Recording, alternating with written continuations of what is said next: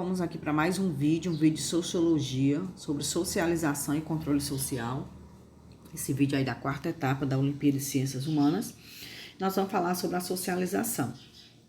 A socialização ela é um processo interativo e contínuo, ou seja, nós estamos em constante aprendizado, nós se socializamos a partir do momento que nós nascemos, a partir do momento que nós aprendemos alguma coisa, já é um princípio de socialização. Nós aprendemos constantemente, por isso que é um processo contínuo, né? Por isso que é um processo interativo, ou seja, você aprende, você interage com a família, você interage com o grupo, você interage com seus amigos e constantemente você está aprendendo. E nós interagimos através de 3 aspectos. Transmissão de conhecimento, quando você transmite conhecimento é uma forma de você interagir. Mecanismo de controle social e das estruturas sociais. Mas como o ser humano ele é socializado? Como é que se dá esse processo de socialização, né? Então, nós somos socializados pela aprendizagem.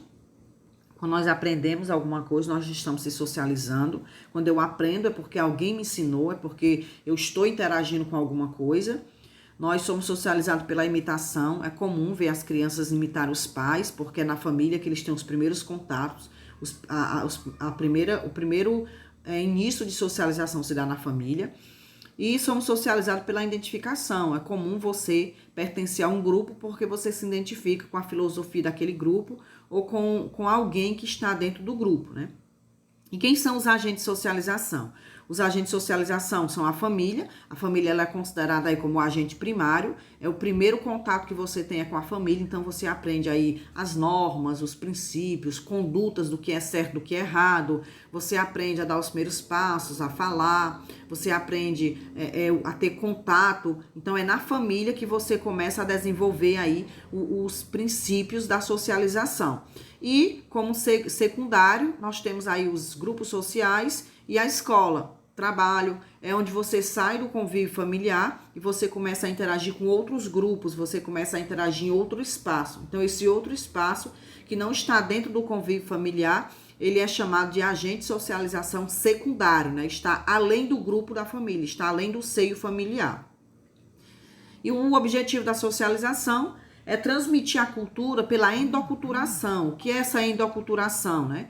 É o processo permanente de aprendizagem de uma cultura que se inicia com a assimilação de valores e experiências a partir do nascimento de um indivíduo e que se completa com a morte. Esse processo de aprendizagem ele é permanente desde a infância até a idade adulta de um indivíduo, ou seja, desde quando você inicia a vida, você inicia o seu processo de endoculturação, você inicia um processo de aprendizagem, você inicia um processo de assimilação de valores, de experiência.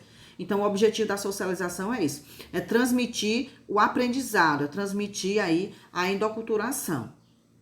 E aí a socialização, ela define qual é o papel social a ser exercido pelo indivíduo, né?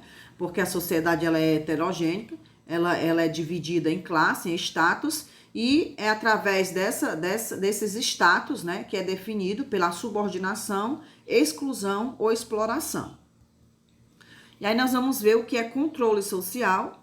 Nós vamos ver que o controle social, ele existe, né? E existe aí 2 formas de controle social.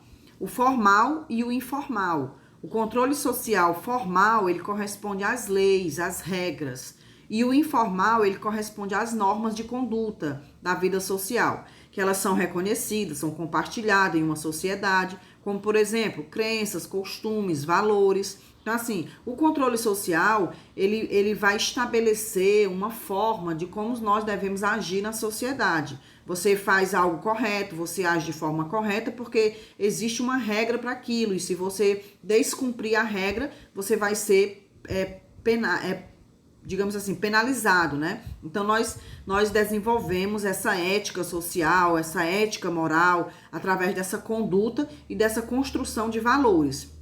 Então, nós vamos ter aqui, dentro desse controle social, existem as regras que é necessário para que nós possamos viver em harmonia na sociedade, e quem não cumpre essas regras, eles são punidos. Então, o objetivo do controle social, através dessas regras, é manter a conduta social dentro de padrões e modelos aceitos, praticados pela maioria, né? Ou seja, Existe aí dentro desse controle social o que nós chamamos de mecanismo social, que eles podem ser institucionais, como a família, é onde você aprende ali os princípios da vida social, os princípios morais. Existe a escola, o governo e as religiões e outras, né?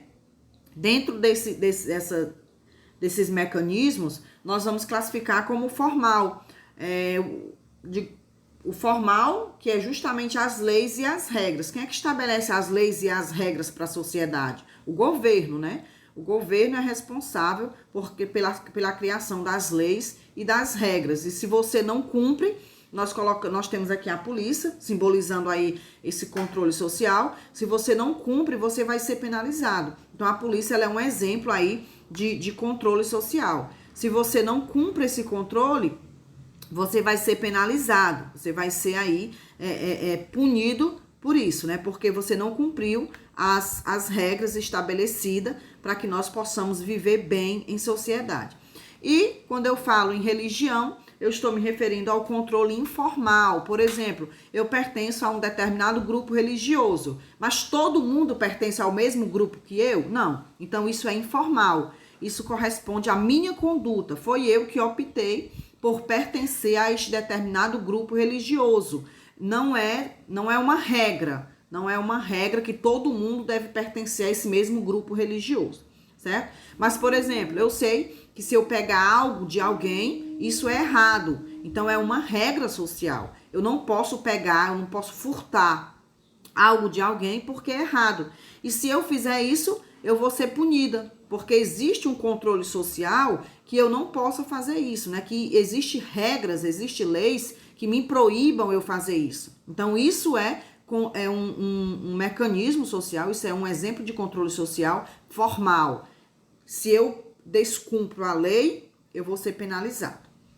Aí nós temos os espontâneos, que são associações comunitárias, ONGs, são aqueles grupos que você participa por livre e espontânea vontade. Não existe nenhuma lei lhe obrigando a você participar, mas aí você se interessa por alguma filosofia do grupo, por alguma ideia que lhe chame a atenção, que lhe cative, e você passa a participar desse movimento, dessa ONG, desses grupos, dessas associações comunitárias, né? Então, nós vamos ter aí a definição e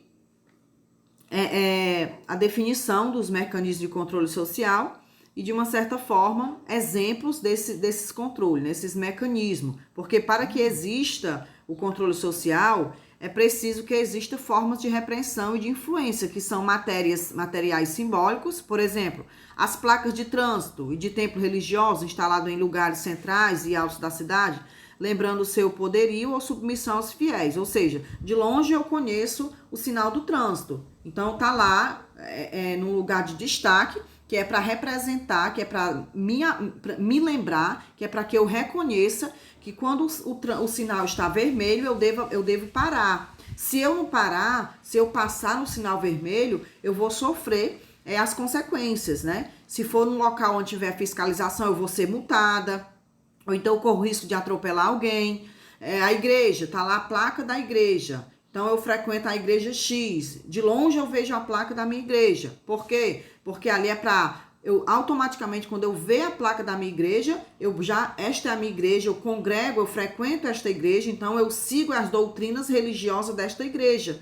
Que não é obrigado todos os grupos seguirem a mesma doutrina. Mas para mim, como eu estou dentro daquele contexto, dentro daquela doutrina, então as normas daquela igreja, para mim, são obrigatórias, certo? Então, espero que vocês tenham compreendido aí nosso slide, que vocês façam as questões da Olimpíada, resolvam o desafio e boa sorte aí a todos na nossa quarta etapa da Olimpíada.